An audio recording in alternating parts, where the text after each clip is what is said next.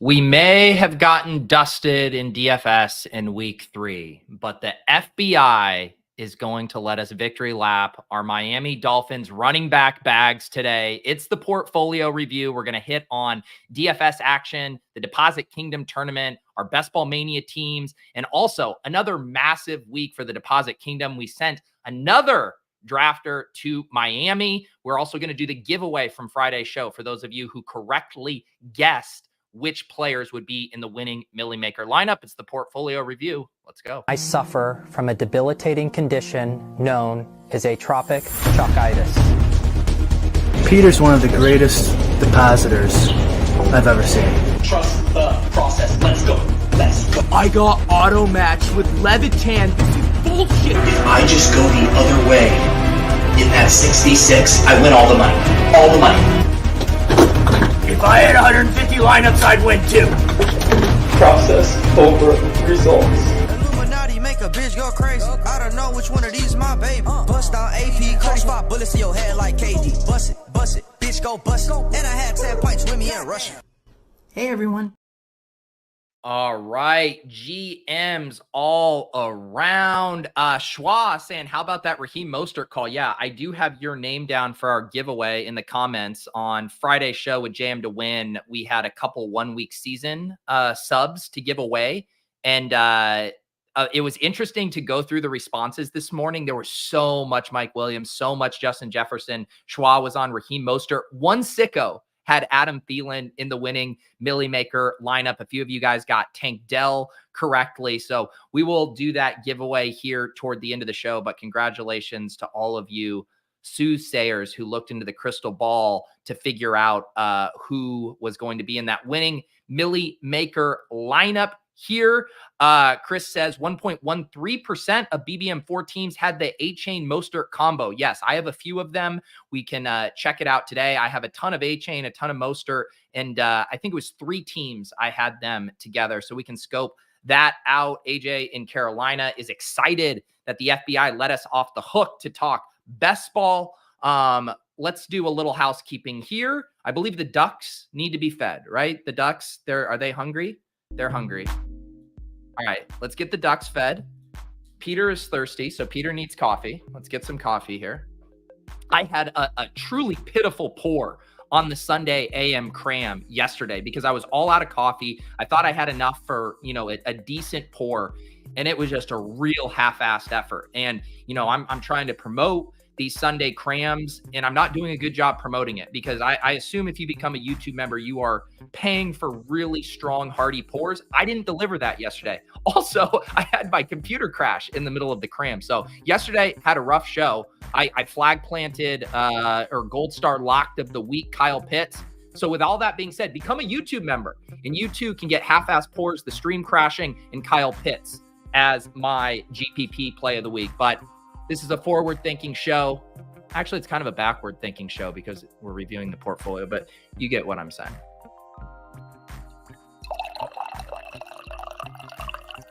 All right, that was a better coffee pour. That was a better coffee pour here. Let's get a little banner going here. Little banner. How we doing in the chat? Jerome, that's beautiful. That's the name of his future biography. Adam Thielen, When Dust Turns Into Gold. I don't even think Tyler's kidding when he says my YouTube membership is simply for clout. I actually believe that 100%. Yeah, man, LaPorta, that was the play, right? Yeah, LaPorta looked awesome. Honestly, like it's the Kyle Pitts stuff. He had a couple catches early, and I was like, you know what? That feels good because when you play Kyle Pitts, it's very well within the range of outcomes that he scores 0 points. So the fact that he was getting a couple of catches there, I'll have to check his utilization. I'm pretty sure he had a shit ton of air yards again, the prayer yards king himself.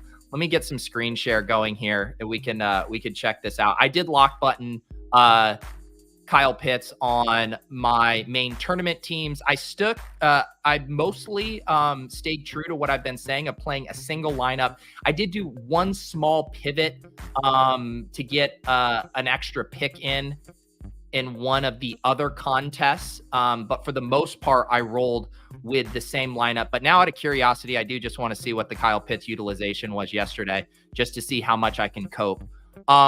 Week 3, 24% of the targets, which is actually up from week 1, 18%, 14%, still down in the 56% catchable targets range. ADOT still solid.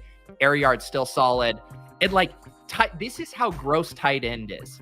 Kyle Pitts currently is the tight end 13 on the week. So he's still a fridge tight end 1 on the week, even after disappointing from a GPP perspective. But again, Karain wrote about this in his walkthrough.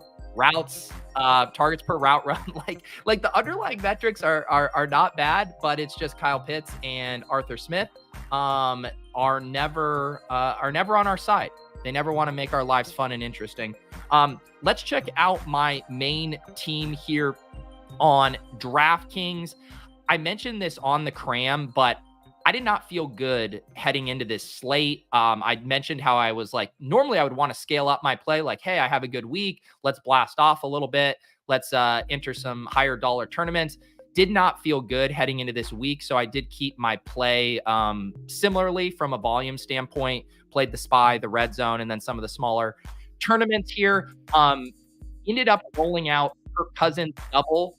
We were talking about this on the cram. We did the poll and saying, hey, who is going to be more popular, KJ Osborne or Jordan Addison? It kind of seemed crazy to me that Jordan Addison, who is $1,500 more and also has a very similar underlying usage profile to KJ Osborne, was going to be that more popular. Because I just assumed earlier in the week, both on the Swolecast, when we did the block party with Jam to Win on Friday, I was like, oh, Osborne's going to be the chalk. It's going to be him and Tank Dell.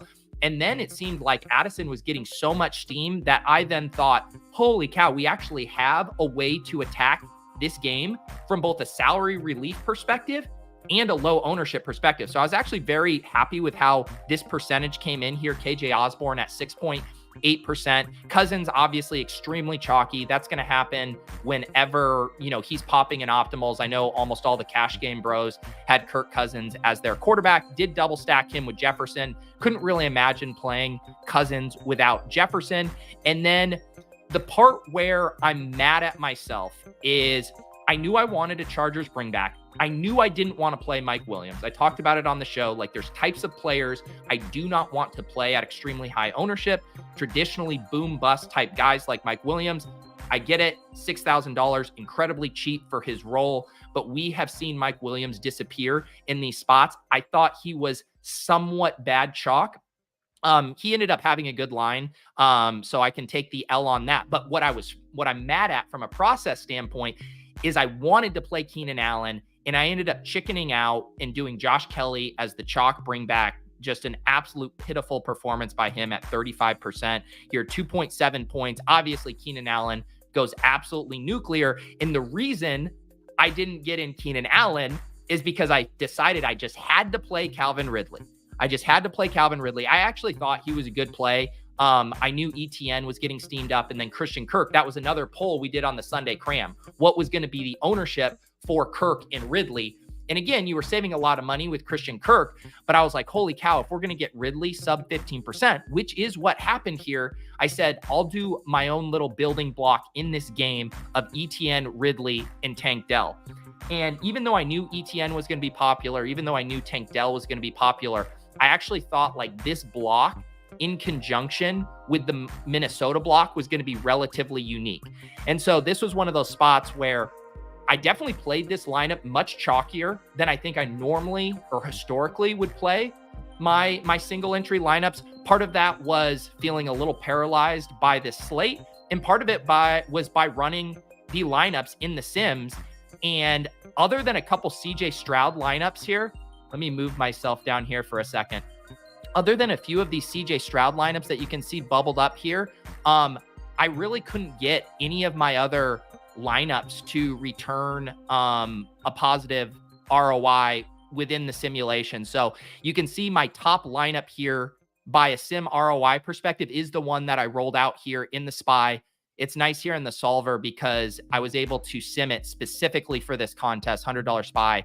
And so it was the Cousins, Kelly, ETN, Jefferson, Tank Dell, Osborne, Kyle Pitts, Calvin Ridley, and Jets defense. had a nice both sim ROI and cash rate. These were all the teams that I was hand building and tinkering with here. You can see I did a ton of different variations, and this is my favorite way to use the solver. I know a lot of people have been asking, how are you using it? Or do you have a target sim ROI? And the thing I keep saying now as I get used to it is I am not using a target sim ROI for just all lineups. I'm basically hand building my lineups and then seeing which of the lineups that I like that I hand built score out the best, and then using those in the appropriate size contest. So that's how I've been using it. That's how I landed on this this team here.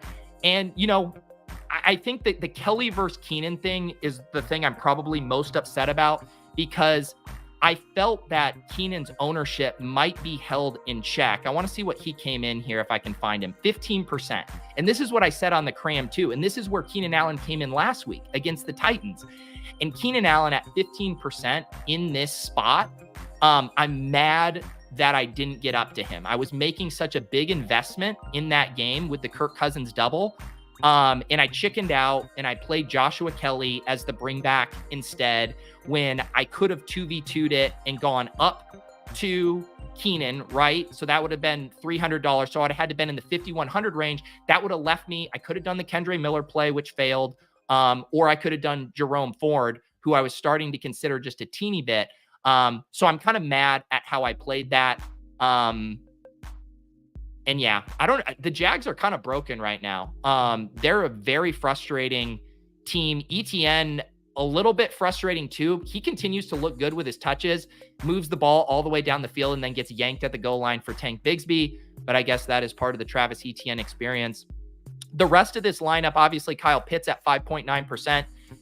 Part of this thing was I knew my lineup was going to be decently chalky with Cousins, Etienne, Jefferson, and Tank Dell, even Jets defense, that I wanted to pull a couple of levers to make sure it was unique. And I knew Kyle Pitts would be one of those levers. So chalkier lineup for me, but thought the building blocks and a couple of these picks, Osborne and Kyle Pitts, would make it a decent lineup. The results were not there. We got absolutely dusted.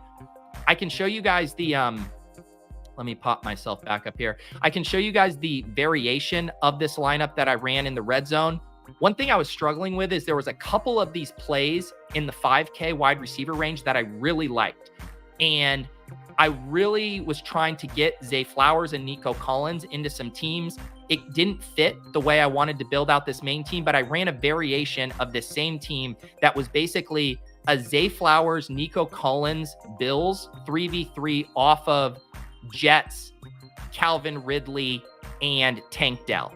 Obviously the Tank Dell, the Nico one didn't work out.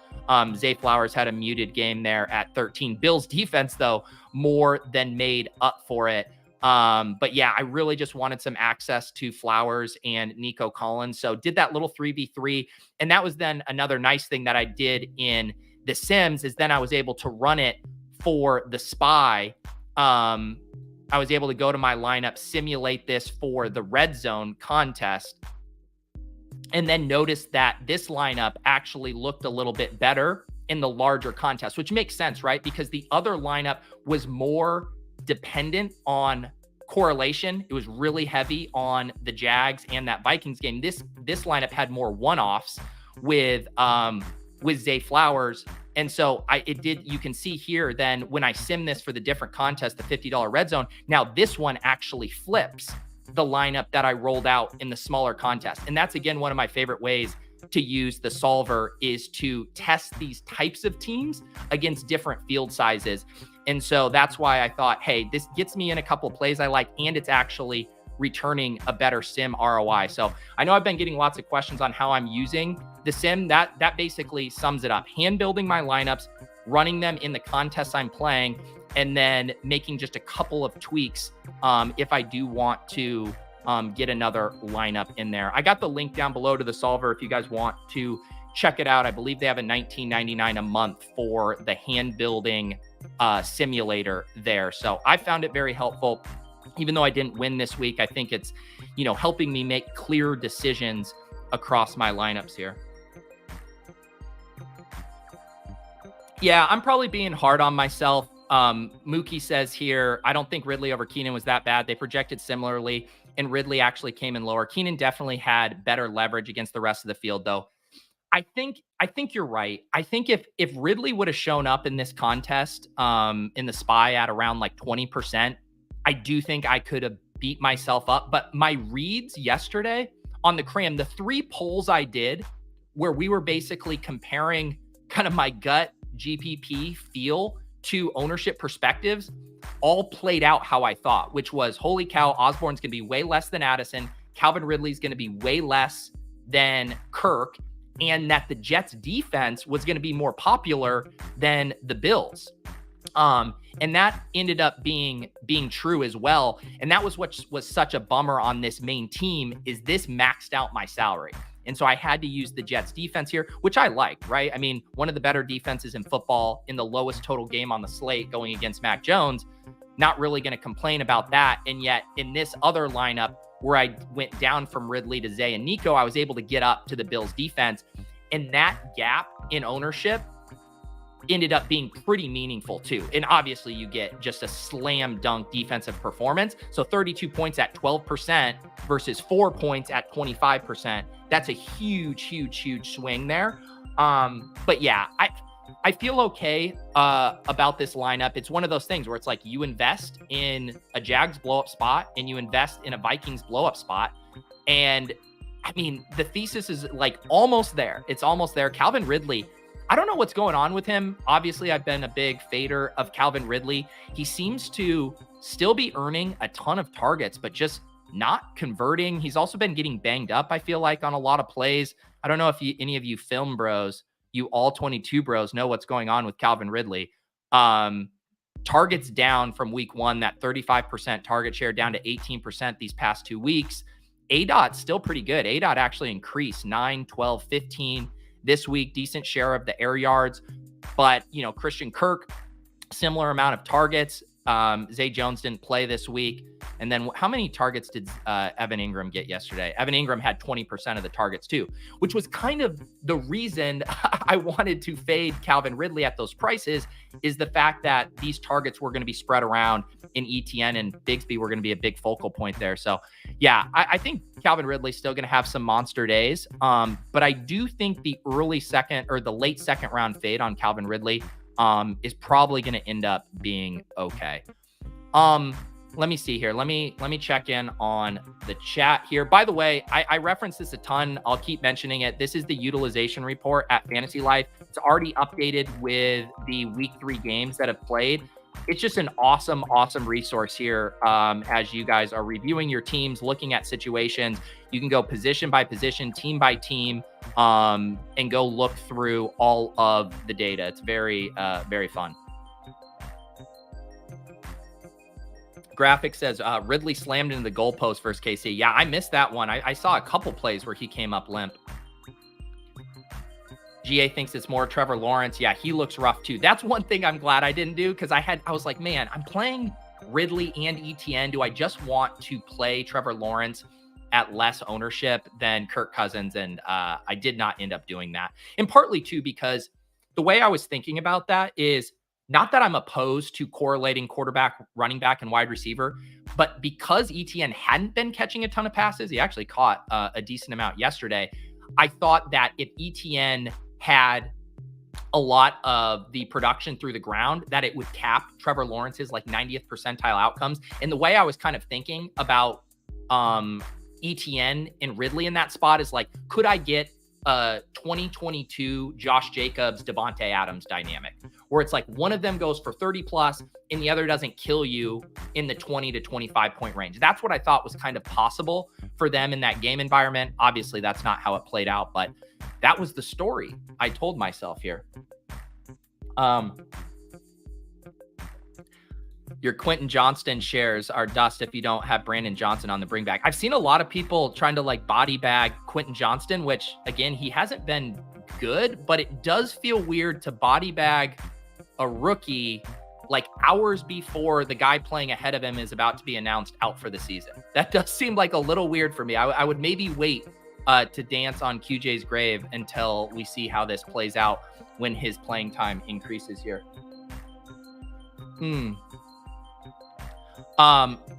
Oh, historical anomalies is already saying that this news actually broke. I know Pelissero was reporting. Oh, there it is. Rappaport had the report. Williams feared to have suffered potential season-ending knee injury.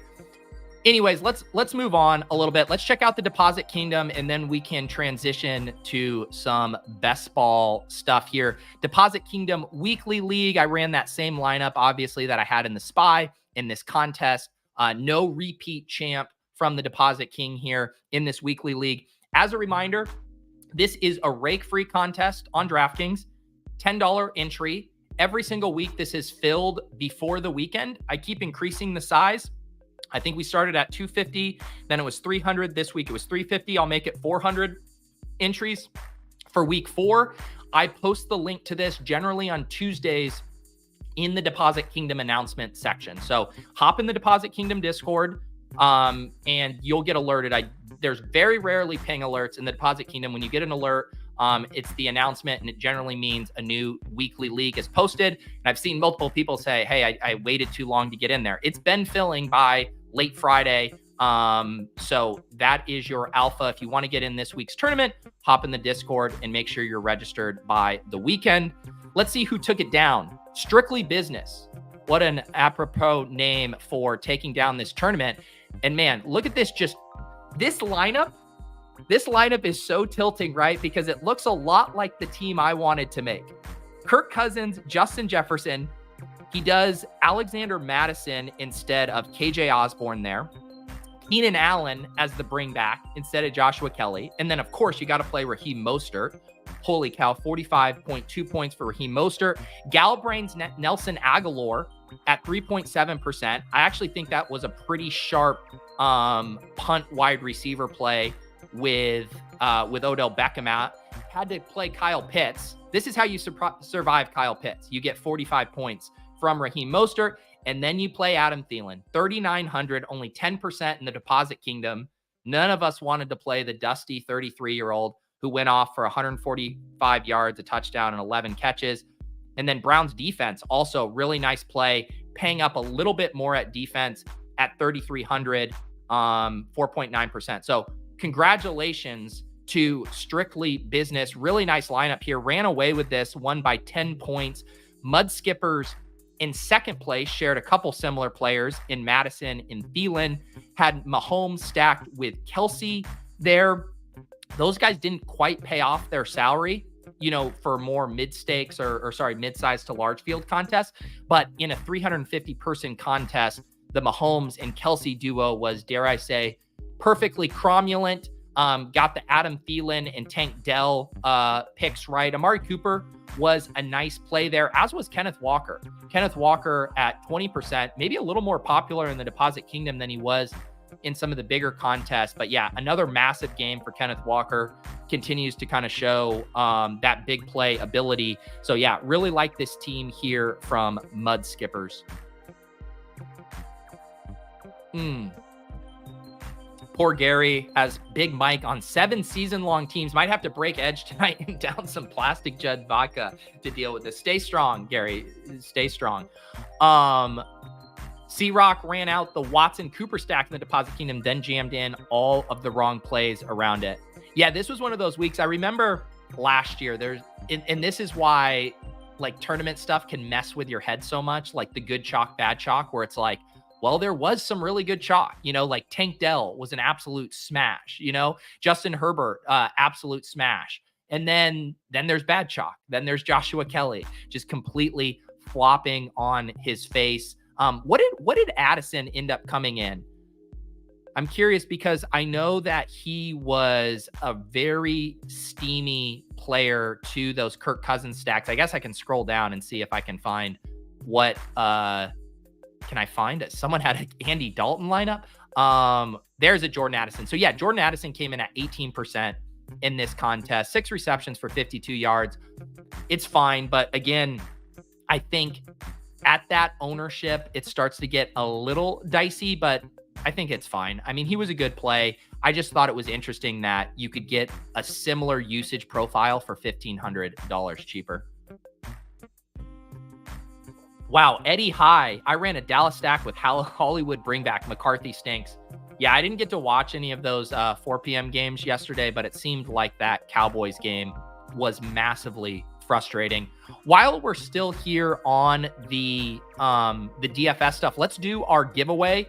So if you guys were watching on Friday's show, we did OWS is doing this thing where if you are a 1-week season member, you can gift an annual sub to their Inner Circle subscription for free. Just based on that, you can let a friend know, or as Jam said, you could sell your code to a friend or split it or something like that. I have my personal code, and then shout out to Herd Nation. You guys know him from the Discord. He DM'd me and said I could give away his code as well. So we're going to actually give away 2. There ended up being 1, 2, 3, 4, 5, 6, 7, 8, 9, 10 of you. So we're going to give away 2, gives you what, 20% chance of winning here. It does go to show like 9 spots in the winning Millie Maker lineup, and only 10 people out of like 100 plus comments ended up getting these correct. So also shout out to Brendan here. Brendan Boatman had the Mostert call and actually expanded on it in the chat, talking about how his speed was going to give this Denver defense fits. That was an understatement, an absolute understatement there. So let me shuffle this. We'll be drawing 2 names. If you win, these are your YouTube usernames. In this show, when it's over, leave a comment with the best way to contact you. So if you leave me your Twitter handle, I'll DM you. If you want to leave me your Discord username, I'll DM you, and I'll get you the code to redeem your free OWS subscription. All right, look at this. Talk about a perfect name to win a giveaway on Pete's portfolio review. 5 coffee breaks. 5 coffee breaks. Congratulations. 5 coffee breaks might have been who called out Adam Thielen as well in the winning Millie Maker lineup. So shout out to 5 coffee breaks. Leave your comment and contact info when the show is over. Let's do one more here.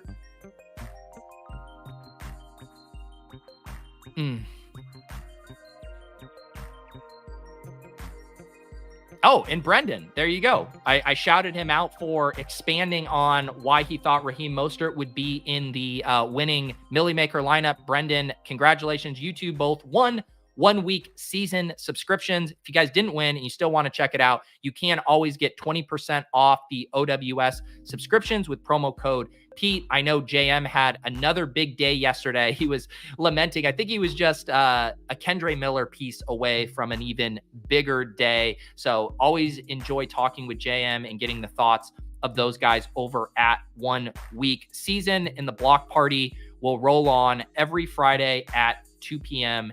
Eastern. Let me get some more coffee and then we can talk some best ball.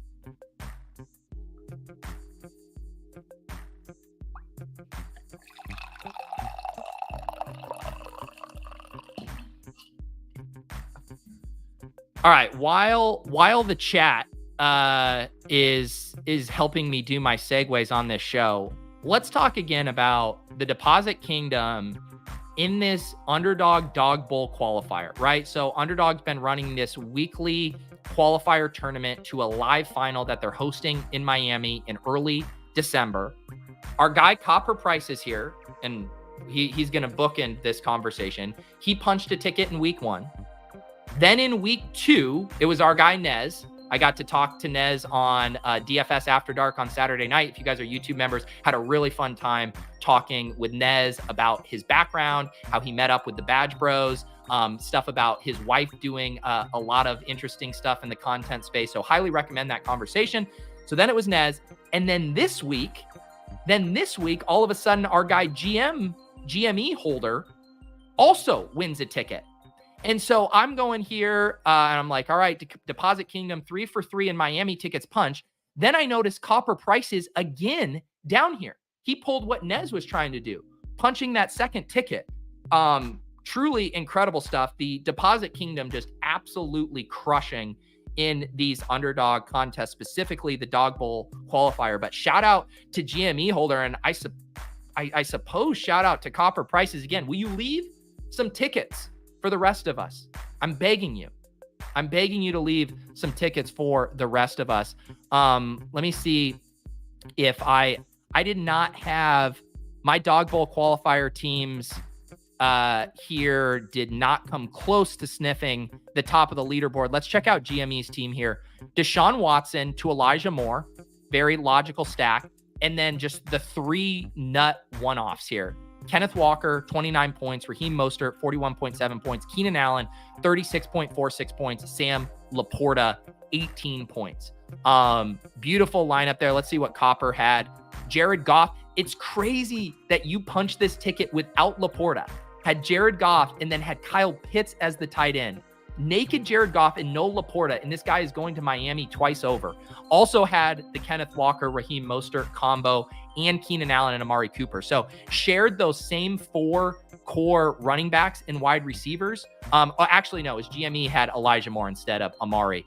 But honestly, incredible that you did this with Kyle Pitts and not Sam LaPorta. That is, so that you're telling me the person who won the Deposit Kingdom DraftKings tournament and Copper Prices, who's going to Miami, won with Kyle Pitts.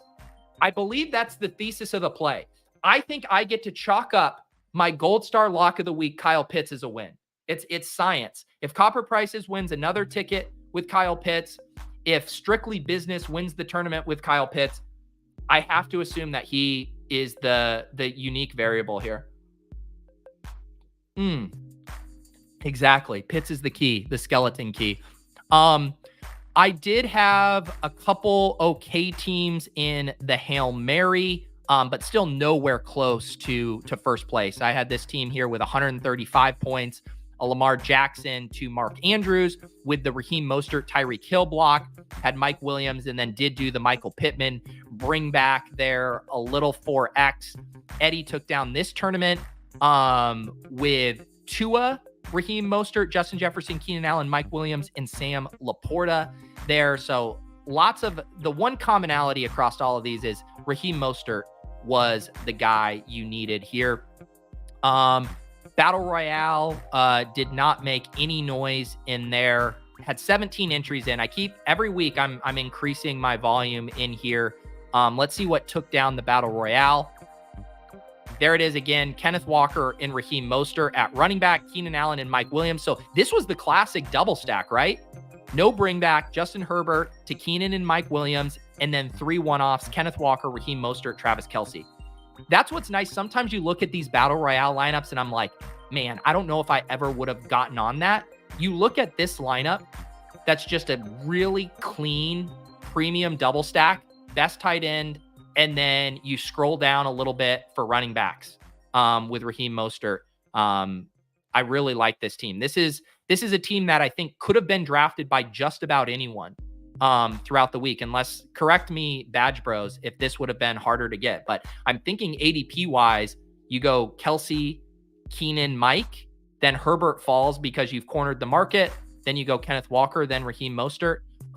It seemed like a pretty gettable team there from Miles. So congratulations.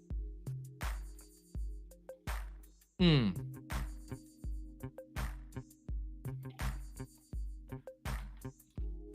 right, let's check out some Best Ball Mania stuff here. Yeah, Nez confirming a very attainable lineup. Also, shout out Nez. Our conversation on DFS After Dark was mostly evergreen stuff. But Nez did give the Jerick McKinnon call out as a scroll the F down running back. He didn't end up bubbling teams to the top of the leaderboard just because Mostert and Kenneth Walker had massive days, but that was a sick scroll the F down call, especially with Pacheco a little banged up, that massive team total for the Chiefs. That was a very nice call by Nez. That's Ball Mania. So this was a fun day, right? With the Dolphins going absolutely nuclear, 8 combined touchdowns from Raheem Mostert and Achane. I definitely had, for pretty much most of the summer, a kind of a rule of I wanted to make sure I was leaving drafts with one of Achane, Mostert, or Jeff Wilson. And obviously the Jeff Wilson one has not worked out whatsoever, but holy shit, did the Mostert and Achane stuff work out incredibly well yesterday. I think last week when we looked, I just had one team in the top 10,000 leaderboard, was able to get 4 more pushed up there.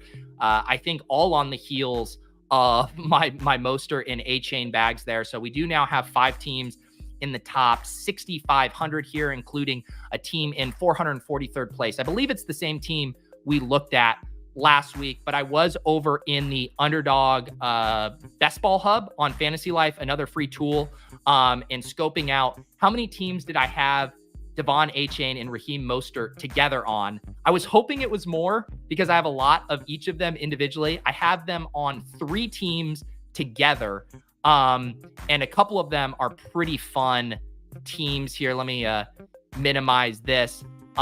This was a team, I believe this is a team that I drafted on the ETR stream with Hertzik. Yeah, this is the one there. This team's pretty filthy. Lamar Jackson, Kenny Pickett, Devon Achane, Charbonnet, Kendre Miller, Jamal Williams, Raheem Mostert, Tyler Algier, and Gus Edwards. Wide receivers, Devontae Adams, Amon-Ra St. Brown, Deebo Samuel, Jackson Smith and Jigba. Come on, dude. Rashod Bateman, Zay Flowers, Allen Robinson, George Kittle, and Tyler Conklin. So this team definitely has some legs here. This was a true 0 RB team. I think you can go back and read the comments. I think Hertzik posted it on Twitter. People were apoplectic. Oh man, I just butchered that word. They were aghast. Let's try that one. That we waited until pick 108 to draft Devon Achane as our first running back. But this one is shaping up really nice here. We did some double handcucking. Kendre Miller, Jamal Williams, Devon Achane, and Raheem Mostert here, and love this running back room. Algier, Edwards, Charbonnet. So lots of juice on this team. One of the teams had J.K. Dobbins on it, which really stings to have that dead roster spot already. This was a Geno Smith, Russell Wilson, Dobbins, Achane, Eli Mitchell, Roschon Johnson, Raheem Mostert, Tajay Spears, and Chuba. So still a pretty good room. I think this room could survive the Dobbins bagel. CeeDee Lamb, Jalen Waddle, Amari Cooper, JSN, Quentin Johnston, Zay Flowers, Tim Patrick, Mark Andrews, Noah Fant. I actually think this one has some legs as well. And then let's see this third team. Oh yeah, this was a fun one because you got both Herbert and Tua, who are looking like one of the kind of nutted quarterback pairings there. Austin Eckler, Samaje Perine, Achane, Damian Harris, Raheem Mostert, Zamir White. Wide receivers, Jalen Waddle, Keenan Allen, Terry McLaurin, Quentin Johnston, JSN, Justin Ross, Robert Woods, Mark Andrews, and Gerald Everett. I remember drafting this team, right? Because this was the team where it was right after the Terry McLaurin and JSN news, and I bought the dip on both of those. Terry McLaurin at 65, JSN at 89. And I remember saying, if I can drag this team to the playoffs, and this was working under the assumption that McLaurin and JSN were going to miss time to start the season, I was like, I have to get some production here. And I read that epic Pat Carrain thread about Robert Woods and selected him here. Little did I know that it was going to be Devon Achane and Raheem Mostert dragging this team early on. So this team could really get fucking hot.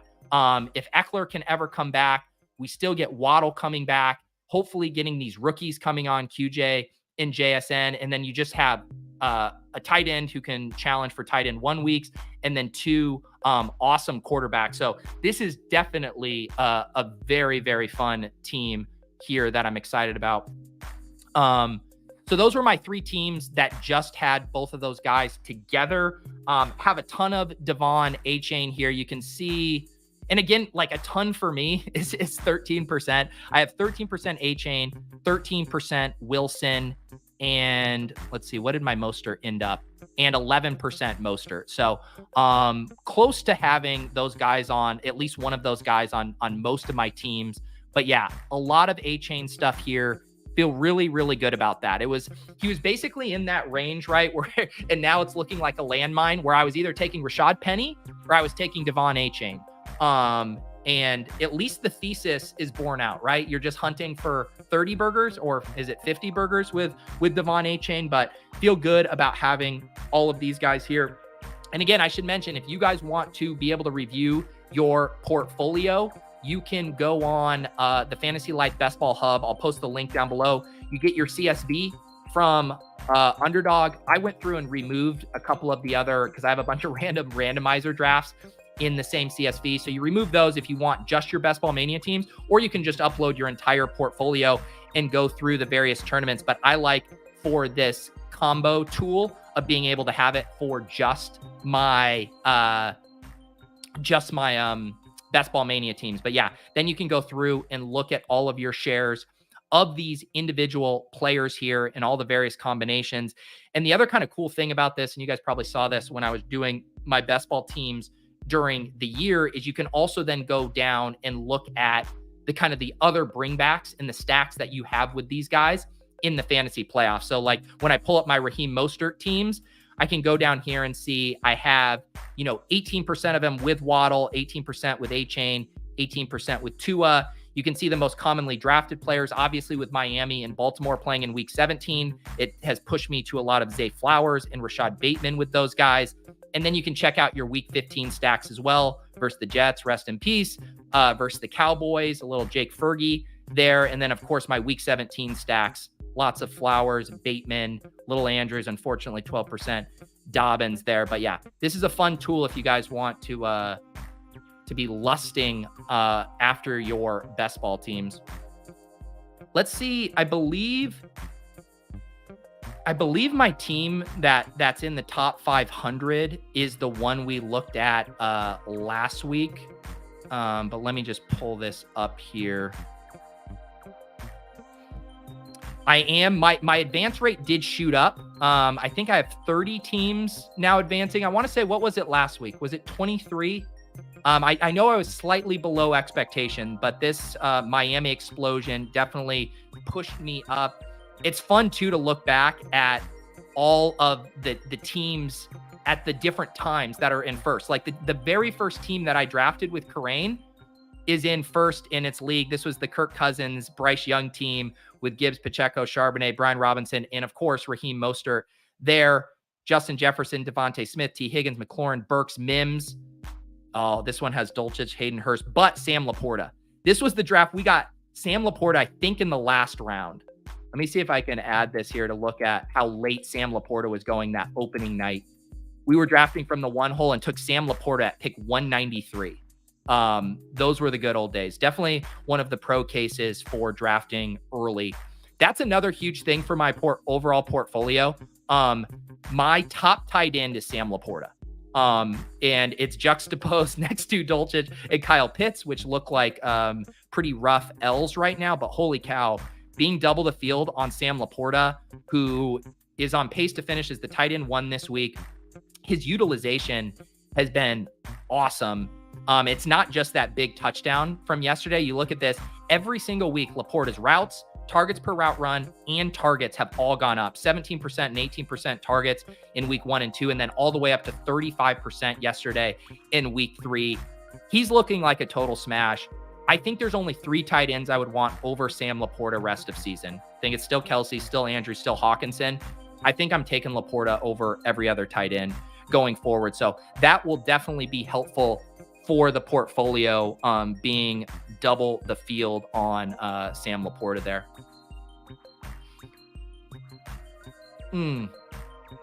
All right, let's see here. I am going to, what else was I going to check? Oh, I was going to see what my my top team here. I hate on the desktop that it doesn't show when you're on the app. It shows you which team has the most.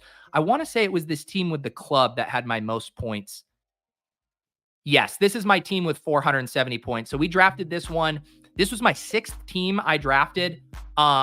We looked at this one last week, and of course, it's Mostert again.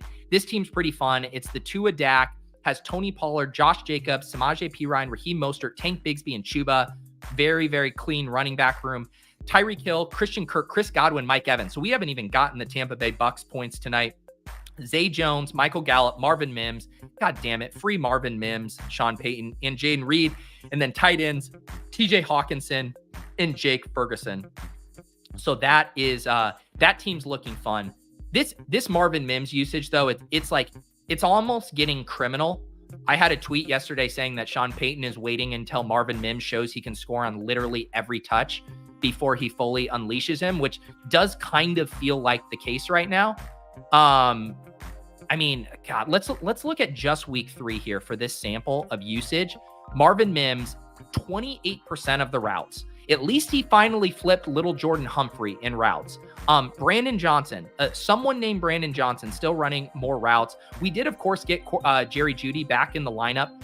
But watching Courtland Sutton, a guy that I like, I think Courtland Sutton's good, but the amount of mistakes, and this is me being a ball knower, having that game as one of the 4 games in my YouTube TV quad box.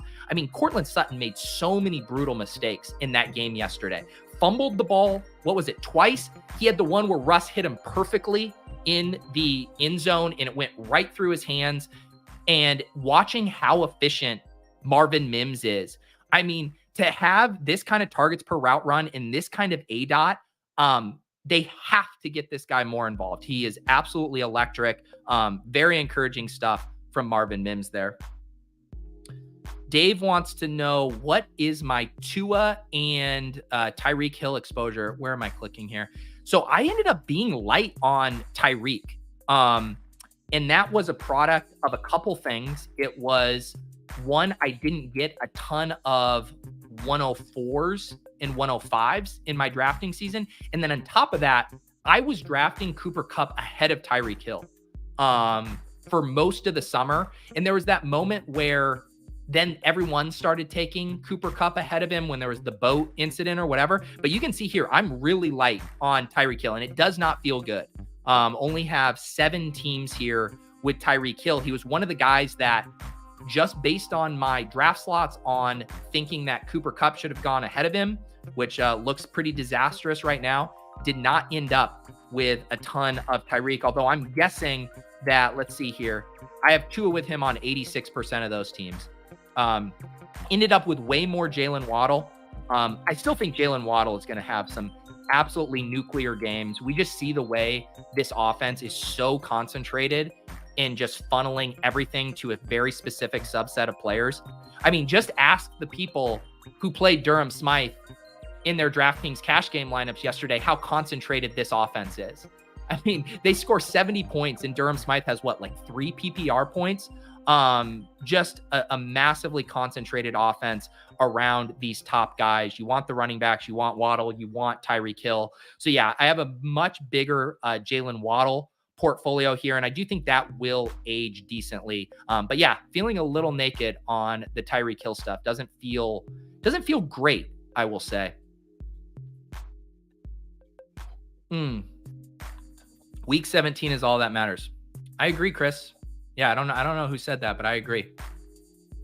Joe says, can I get an opinion on what a good advance rate is? Yes, this is the age-old question. First of all, I think it's just fun to look at it right now. I think looking at advance rates right now is completely useless or meaningless as of right now, because if you wanted me to hack the advance rate game, I could have drafted 150 best ball teams that had a fucking dynamite early season advance rate. It's really easy. You don't draft injured players. You don't draft rookies. You draft a lot of running backs earlier at the positions where we can bank on the volume, stuff like that. Like, you can juice your early season advance rates, but on average, you're looking at 2 out of 12, which comes out to, I think it's what, like 16, around 16%. So if you were just an average drafter in your room, you should be advancing around 16% of your teams. That's the general rule of thumb. So if you have way more than that, you're probably doing very well. If you have way below that, you're either doing bad or you have so fully optimized for your playoff teams that that you're behind the 8 ball there. And that's why I feel pretty good about my early advance rate right now, because I have so much JSN. I have so much Quentin Johnston. You can look at my wide receivers here. JSN, QJ, Garrett Wilson, Burks, Mims, got Dotson. Like, not a single one of my higher exposure wide receivers has hit so far. One nice thing with the JSN is I kind of have it, I don't know what the term would be, like barbelled with Tyler Lockett. I had a ton of early Tyler Lockett, which was kind of part of the thesis, right? Tyler Lockett, DK Metcalf producing early, JSN coming on late. So I feel really good with how my portfolio is shaking out. And then you get a guy like LaPorta, who is I was expecting to be more of a late season hammer, and then you're getting the early season production from him. It's kind of flipped to how I thought I was going to get JSN. Like, I thought I was going to get a little more early season JSN production and wait on LaPorta, and now it's completely flipped. LaPorta's smashing right now and JSN and QJ are slow off the rip there. But I mean, when you think about all of these players, Kendre Miller, Breece Hall, like there's a lot of early season holes in my portfolio. As far as production, I'm not getting. James Cook looks like a nice win here. So the fact that I'm advancing around expectation right now with all of these young guys, a lot of players like Breece Hall and Javonte Williams who are still kind of getting ramped up, feel pretty good about it. Feel pretty good about getting a few really fun teams into the playoff shootout here.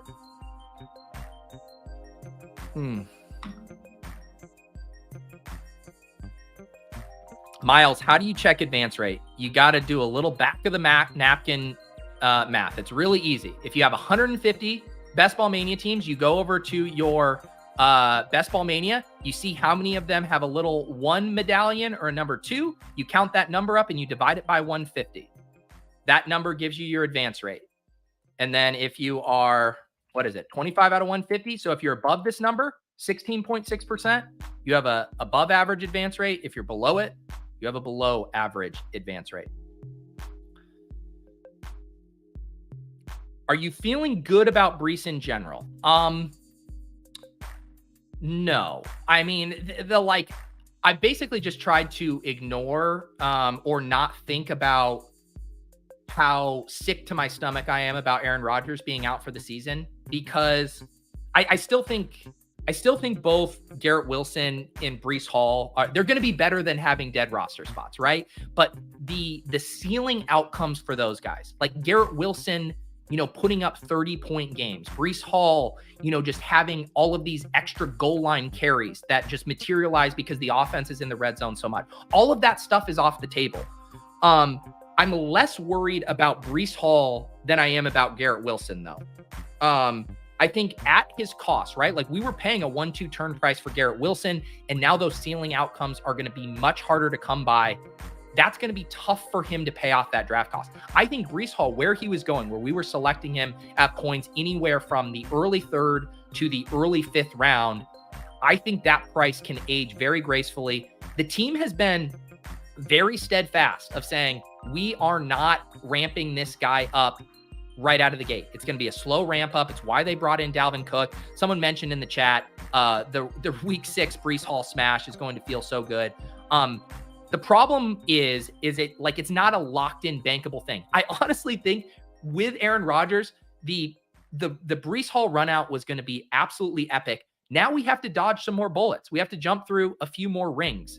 We need some competent quarterback play. You see the videos yesterday, Michael Carter having a meltdown on the sideline, Garrett Wilson arguing with Zach Wilson. Like, this team is going to need a turnaround of somehow. And I will admit, like, hasn't been the cleanest of spots for Zach Wilson, but he's awful, right? He's awful. And I do think for us to feel good about our Breece Hall and Garrett Wilson shares, we're going to need something to change in that quarterback room. I remember it even last year, right? Where the team was so out on Zach Wilson, and, Elijah Moore basically got ran out of town because of Zach Wilson. Yes, he had the stuff with the coach, but it all stemmed from really horrible quarterback play. And then the team fucking loved Mike White.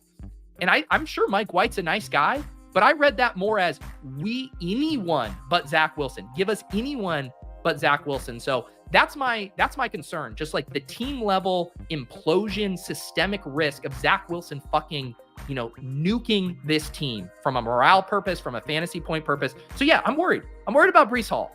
I'm worried about Garrett Wilson. They need to get a veteran quarterback in there.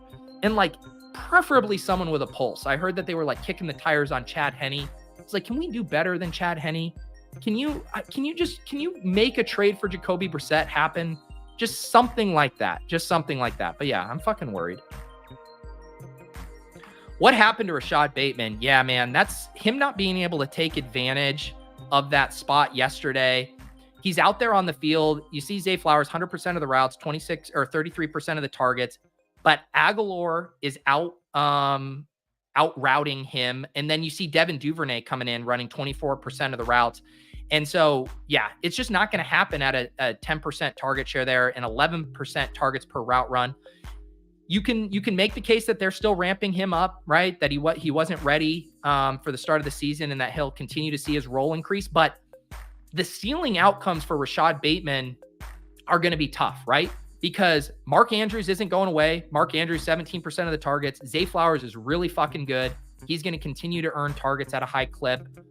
So even if Rashod Bateman, I think the way we have to view Rashod Bateman now is as like the boom bust guy. Like, he's more in DJ Chark range than he is in like ascending to be a 5th, 6th round type value pick. That's how I'm viewing him. Because I definitely think with Rashod Bateman's speed, with this offense, hopefully hitting its stride a little bit more, Rashod Bateman can have a few games. But the league winning scenarios for Rashod Bateman feel extremely thin right now. And maybe that's me being too overreactive. Maybe that's me forgetting that week 17 is all that matters. But the way I'm feeling about it now is he's probably going to need an injury to really realize any ceiling outcomes. Katie says Ravens so injured, Andrews Bateman suffering for it. Yeah, I mean, they are just a super snake-bitten team right now. Now Gus Edwards, I think, is banged up. I know in the Ship Chasing Discord this morning, people were talking about their medical staff being atrocious. Them and the Chargers, right? Having a Spider-Man meme point off on who can be the worst medical staff in the league. Yes, get us Jacoby post haste. Yeah, I'll even take Philly Rivers now. Pete, can you confirm or deny that you're atop the drafters leaderboard? There is someone by the name of Pissboy Pete. I would like to think it's in homage to my younger self, who was a true piss boy and wasn't taking Breece Hall and Josh Jacobs in the second and the third round. But yeah, shout out to Pissboy Pete. Take that one down for all the Pissboy Petes out there. All right, guys. I appreciate you. This has been Pete's Portfolio Review. We're here every Monday morning at 10 a.m. reviewing our teams across DFS, across the best ball landscape, the Underdog Daily tournaments. One more week of not having the club tomorrow on Tuesday. Clay is still in Greece on his honeymoon. I mean, how long is this fucking honeymoon, dude? Congratulations to Clay and Andy. We'll be back, though, shortly for that. The usual stuff this week, Block Party, DFS strategy show with Jams on Fridays. Then we bounce immediately over to the Underdog Daily channel for Off and On the Clock. A really fun Underdog strategy show I've been doing with the Badge Bros. Thursday night, we got, I believe it's Packers-Lions. So we'll be having the Shipcast, the Thursday Night Football companion stream. Been getting lots of good feedback on that. Mute the broadcast, throw us on. We've been doing pick'ems. Hit a really nice one that we built at halftime. We'll be doing giveaways as well. I think we have a $300 giveaway rolling over to this Thursday. I'm checking my schedule here to see if I'm missing anything else. I'm going to be hopping on XM here Monday, Tuesday, Wednesday. I do that with Kendall Valenzuela, 11 to 1. And in my newsletter, I wrote all about my schedule a few weeks back. So if you have questions about my schedule, it is all there in the P.O. Box newsletter. Shout out to producer Phil on the 1s and 2s today, helping us out with the production behind the scenes. Hope you guys all have a great rest of your week. I'll be hanging out in the Hand Builder and DFS OptoBro private Discord channel later today, looking at the 2-game slate for tonight. So if you want to become a member, unlock that. We talk strategy for both Showdown in these 2-game slates. We'll post the leverage charts from our friends over at Run the Sims, looking at the optimals, all that good stuff. So that membership locks you into all of that. You get the 2 extra shows a week, DFS After Dark. I'm going to announce my guests for that in a day or two for Saturday night. You get the Sunday morning cram at 10:45 a.m. And then you get the private channel in the Deposit Kingdom Discord. So very good deal there for $7.99 a month and 2 extra shows and the Discord. So join us in there, become a YouTube member and help support the channel. Otherwise, I will see you guys soon. Have a great rest